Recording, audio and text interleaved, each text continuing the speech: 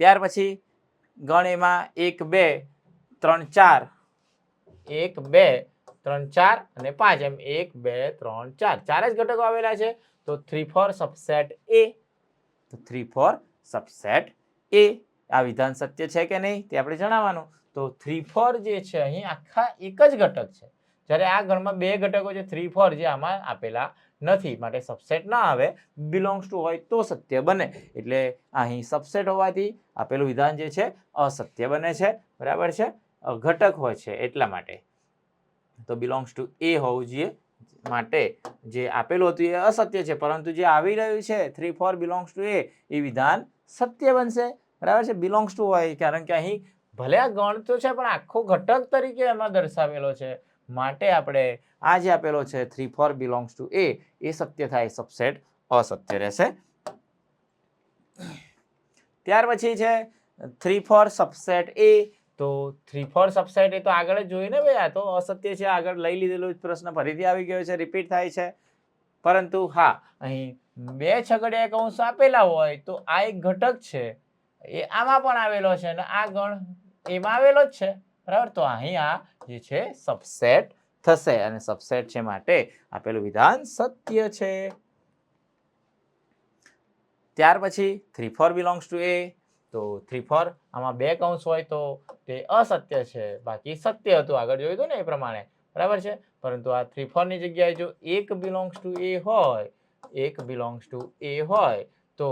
belongs to એ આપેલો છે એક એમાં આવેલો છે માટે આ પણ વિધાન સત્ય બને છે ને પણ 1 એ સબસેટ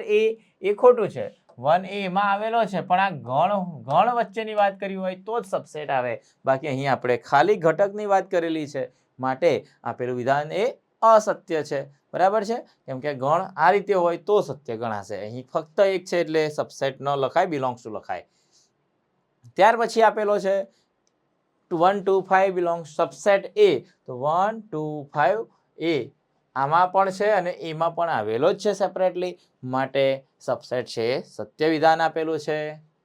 અને ત્યાર પછી આગળ જોઈએ તો આ વિધાન તો સત્ય છે જ પરંતુ નેક્સ્ટ જે છે 1 2 5 બિલોંગ્સ ટુ એ તો બિલોંગ્સ ટુ એટલે આ છગડીયા કૌંસ સાથે આમ નથી આપેલું અલગ અલગ ઘટકો છે ને એટલે આના ઘટકો આમાં હોય તો સબસેટ લખાય બિલોંગ્સ ટુ લખાય નહીં માટે આપેલું વિધાન અસત્ય છે તો પછી 1 2 3 સબસેટ એ સાચું તો કે ના કારણ કે 1 આવેલો 2 આવેલો 3 એકલો નથી 3 4 આખો એક જ ઘટક દર્શાવેલો છે માટે 3 પહેલા આમાં છે પરંતુ બીજામાં આવેલો નથી માટે વિધાન જે આપેલું છે તે અસત્ય છે તેમ કહી શકાય ત્યાર પછી આપણને છે કે 5 બિલોંગ્સ ટુ એ તો આગળ વાત કરીએ 5 એક ઘટક જ નથી ગણ છે અને ગણ હોય તો ગણની ગણ સાથે વાત થતી હોય તો સબસેટ લખવો પડે બરાબર બાકી આમાં 5 અલગથી દર્શાવ્યું હોય તો ઠીક વાત છે તો બિલોંગ્સ ટુ લખાય પરંતુ આમાં ક્યાંય 5 નથી એટલે બિલોંગ્સ ટુ ના આવે સબસેટ હોય તો બિલોંગ્સ ટુ માટે ખોટું છે અસત્ય છે જ્યારે જો સબસેટ આપેલું હોય તો એ વિધાન સત્ય છે માટે અહીં જે 44 માં જે છે એ વિધાન સત્ય છે ત્યાર પછી જોઈએ કે ભાઈ છગડીયા કૌંસમાં 5 હોય તો આ ગણની અંદર આ જે બી ગણ છે એમાં એક ઘટક છે 5